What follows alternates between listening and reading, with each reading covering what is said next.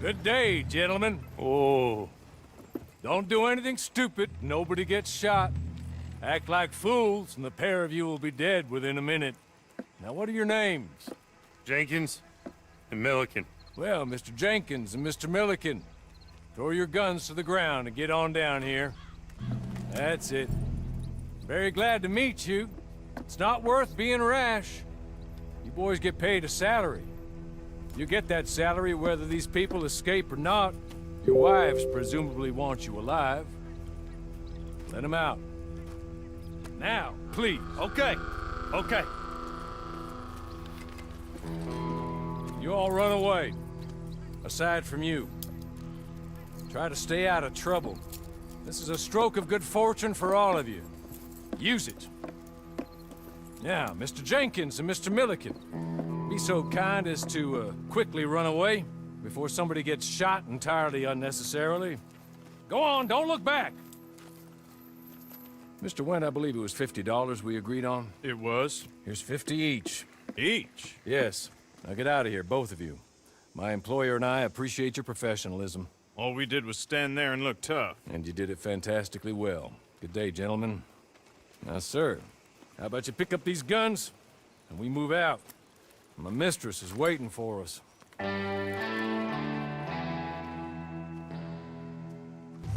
Come along. And you better get on this horse.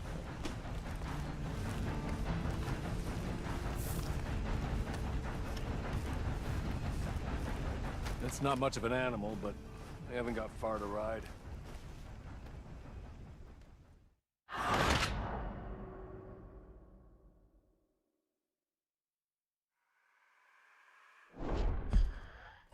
Come along. And you better get on this horse. Just get to grips with the beast. Then we'll ride. Let's just hope no one shows up.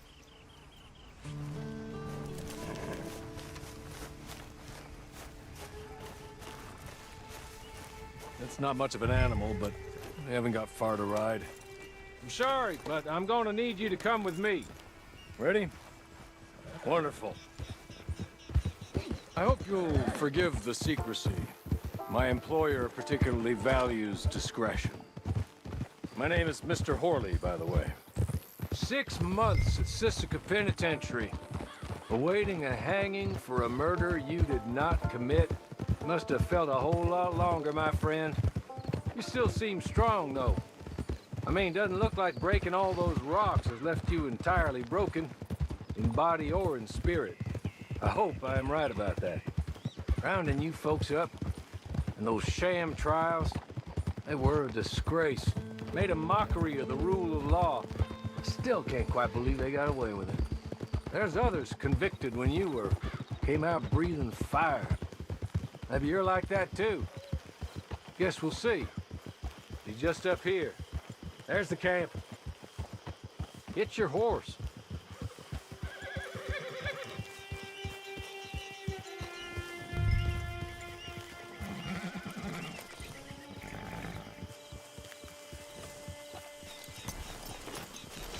Tie it here.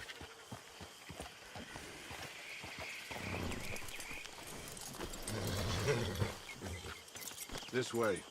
She's anxious to meet you.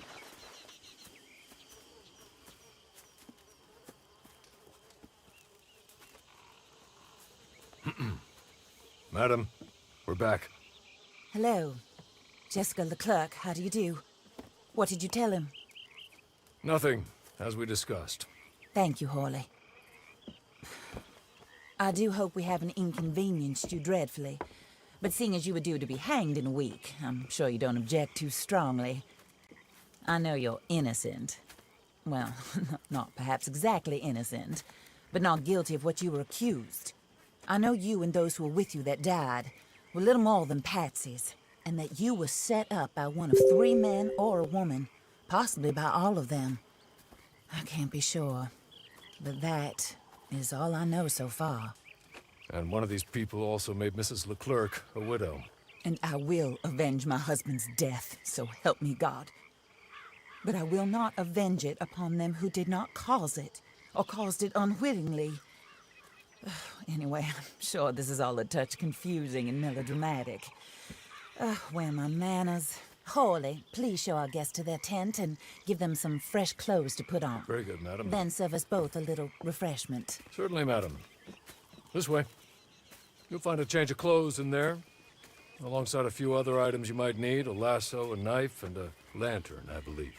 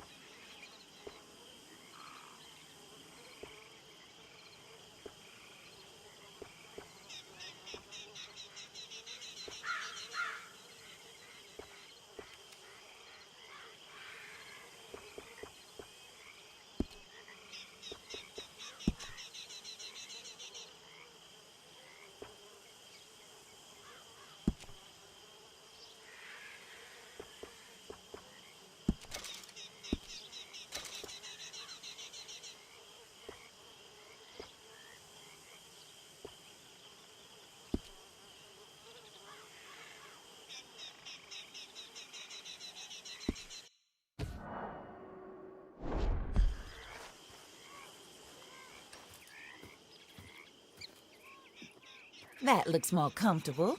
Hawley, Here, madam. your very good health. I suppose it beats dying, Mrs. Leclerc's husband was murdered by one of his business partners. And I intend to find out which one. Or rather, I intend for you to find out. And kill them. You're the only person I could possibly trust to do whatever it takes. Because you and your accomplices, you're the only other victims of their lies still alive. You see, you walked into the town at approximately the same time my husband was shot in the back, but by another gun, firing different bullets to those you possessed when you were arrested. These bullets, this was their mistake. You were rounded up and sentenced to death, all because you came to town and didn't talk too much and seemed like you were nasty. Anyway, here they are. The people who run Blackwater. Mr. Jeremiah Shaw, banker, real estate speculator, and crook. Mr. Amos Lansing, ranch owner, speculator, and crook. Mrs. Grace Lansing, his wife, society patroness, lover of the arts, crook, and my former best friend. Teddy Brown, her disgraced brother, outlaw, wanted man, and still in contact with them. All I ask of you is your help in finding out quite what happened. Mrs. Leclerc would like to help you get back on your feet.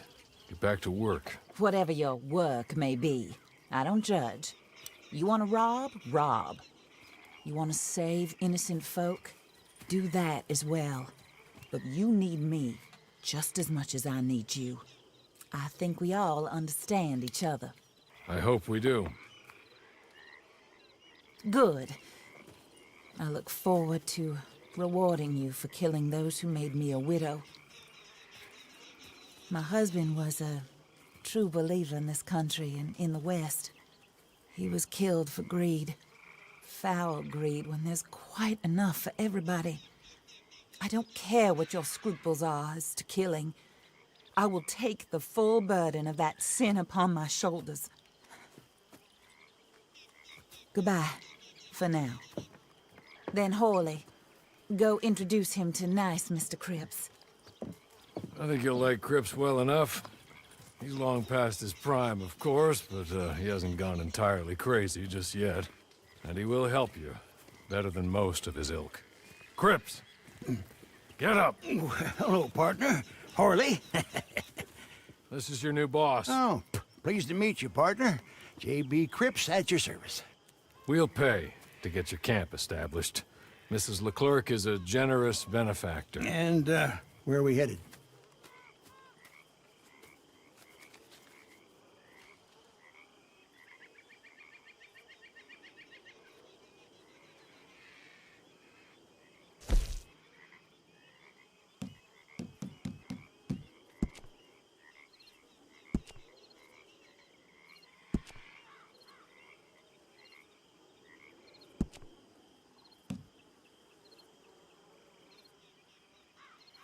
Oh, sir.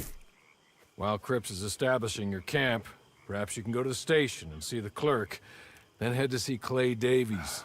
He's a horse thief, and not a terribly nice one. Then meet Cripps back at your camp. See you shortly, boss. Good luck.